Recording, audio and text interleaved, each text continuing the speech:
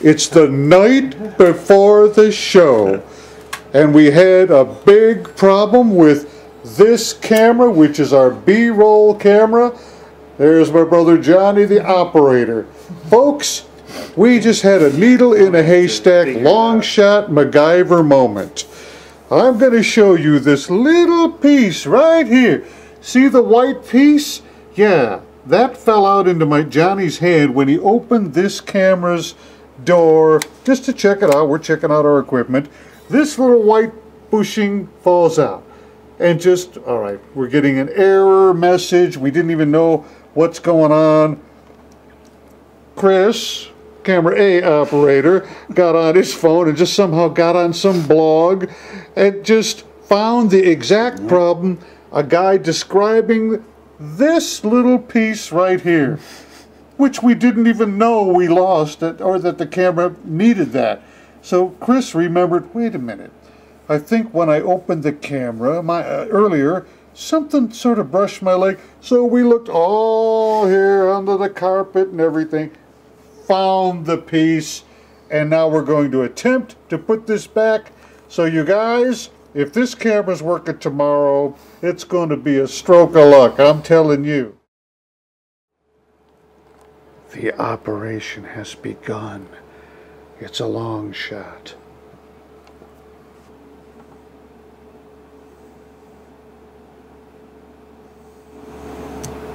There too.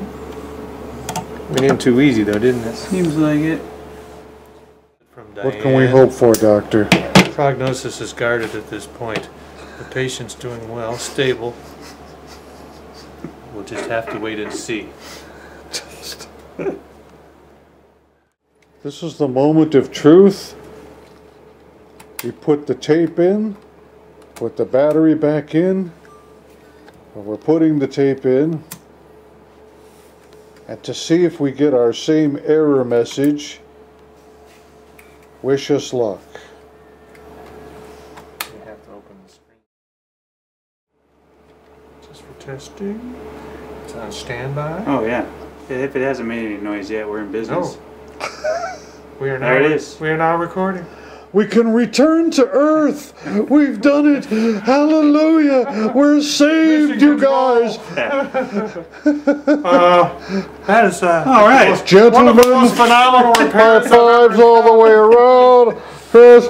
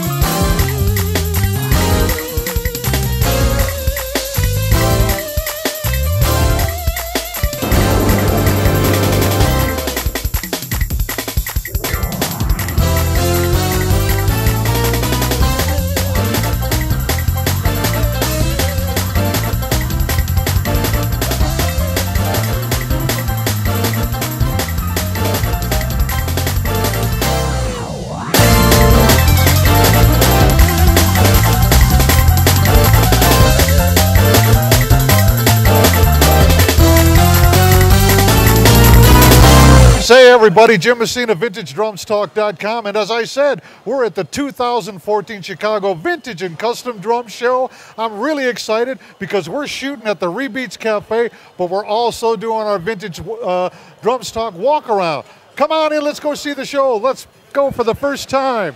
This is going to be great. I'll tell you, the show is in full force. It's only been open for maybe 20 minutes. Let's go to our usual, take a walk over to Mark Cooper's booth. Come on.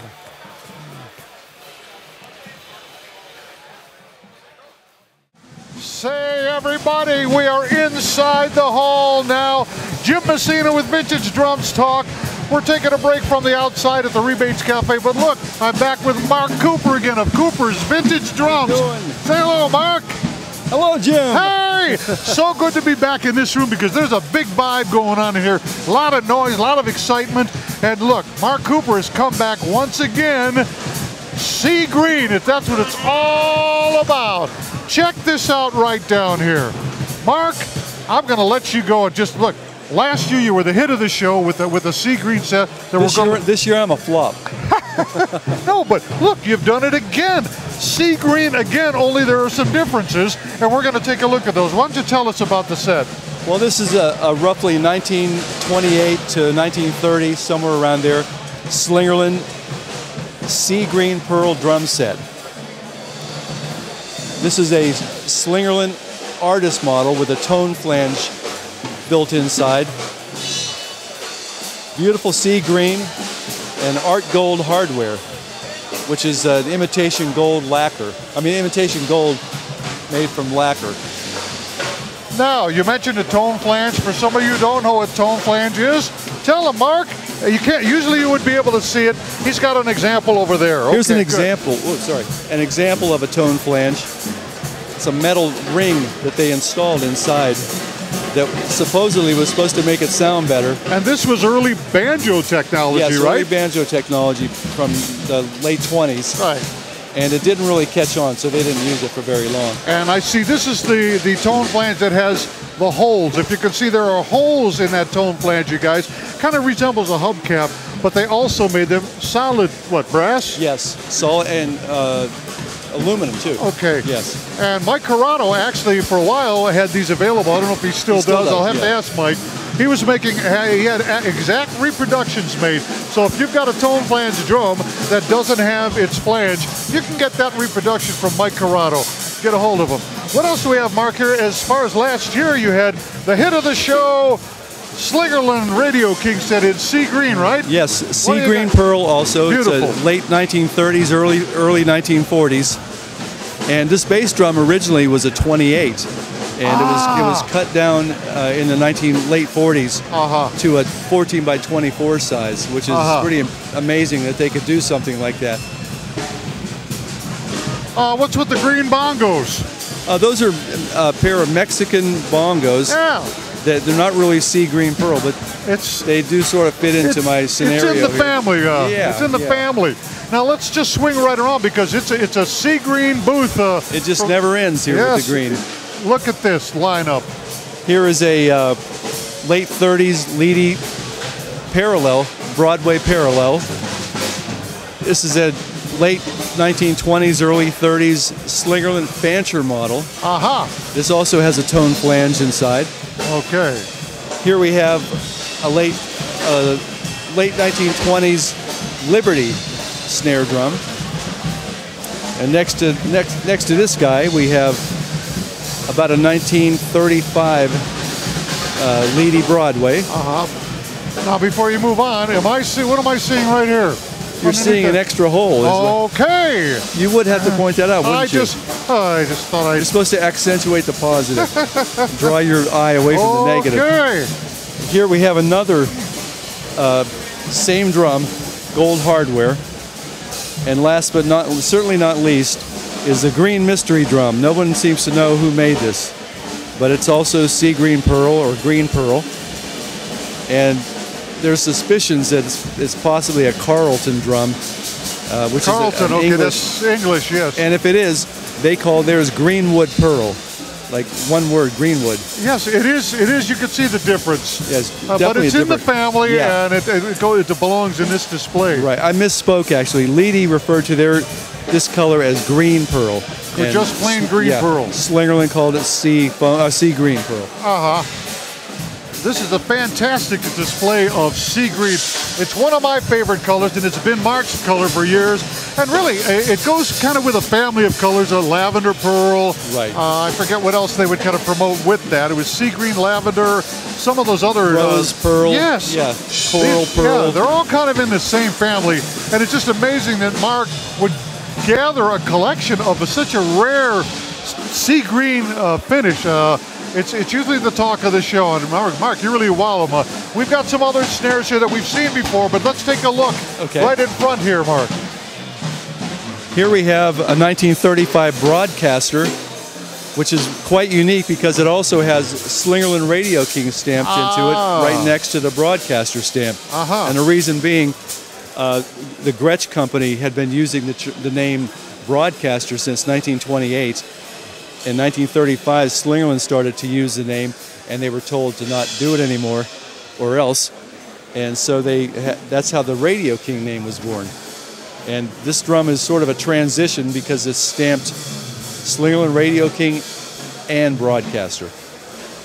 Very strange. How does that affect the price of something like this? I mean, I think it adds interest to it. And also, a collector pointed out to me today that the reason these extra holes are here is because when I found this drum, it had a Radio King muffler and these 2 extra holes. Well, I put the correct muffler on, and he said it could have been done at the factory that way. Huh, all right. Very possible. Another similar drum, it's also a 1935 Broadcaster, almost identical.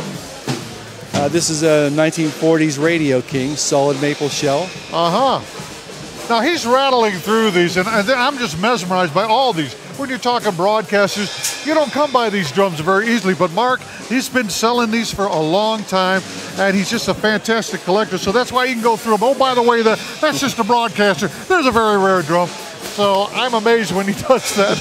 Let's continue on now. These we've seen before. I think we've discussed these before. These were started out as horrible drums in horrible condition. Everything was stripped down. They were in basket cases, basically.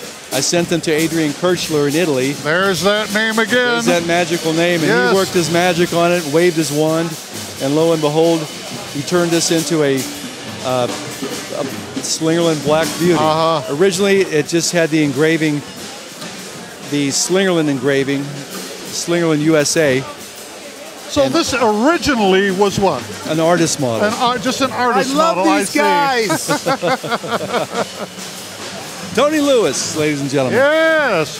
And Adrian did an exact replica of the Black Beauty engraving. Same story with this one. He did an exact duplicate, a facsimile, if you will, of this is called a Ludwig & Ludwig standard sensitive. It has snare wires on the inside and on the outside. Oh, I'm sorry, on the top and the bottom. Wait a minute. So how does this differ from a new era sensitive? Well, a new era has all the mechanism inside the drum. Okay, I see. Very nice. We were just discussing that with and there's one here at the show too. Oh, I want to definitely see that. Now, aren't we missing something here, Mark? Yes, I let one of them get away from the trilogy here. If you remember last year, there were 3 drums that were redone by Adrian Kirchler, and the other was a Leedy. Yeah, 1930s, early 30s Leedy with what they call the Thunderbird pattern. Yes. And that now is in the collection of Larry Matthews. Very great. All right, let's move on. Here we have about a late 20s.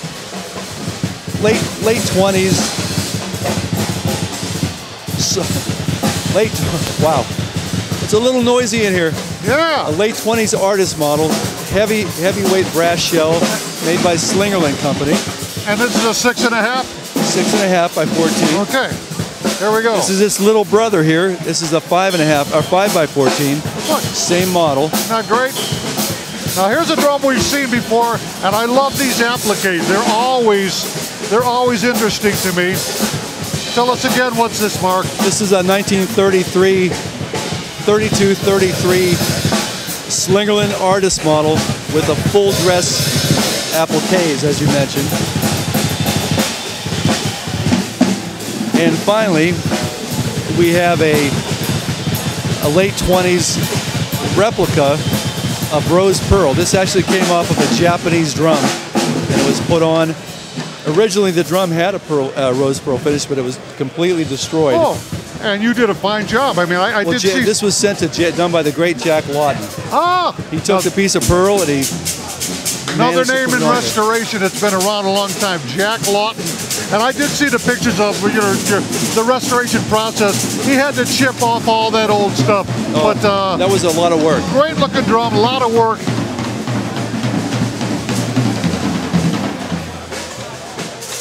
Well, we've got a fine collection of representation from Mark Cooper, Cooper's Vintage Drums. He's always comes up with some interesting things. Look at this. This is a 1936, 37 new era Slingerland new era foot pedal. Now the only thing that, I mean, the footboard looks similar to me, but this I've never seen. This, what's with the beater? I've never seen that. It's just a fully adjustable beater. Huh. Raise it and lower it, and you can see new era. Only made for about a year. That's incredibly rare. Fantastic. Beautiful. Always a good showing from Mark Cooper, my good buddy. Now stay tuned. We're going to be going back to the rebeat stage, the cafe stage, and Mark and I are going to have some really in-depth conversations about some very high-level drums. Stick around for that. We'll be right back. JC MESSINA, Vintage Drums Talk at the 2014 Chicago Vintage and Custom Drum Show. Don't go away.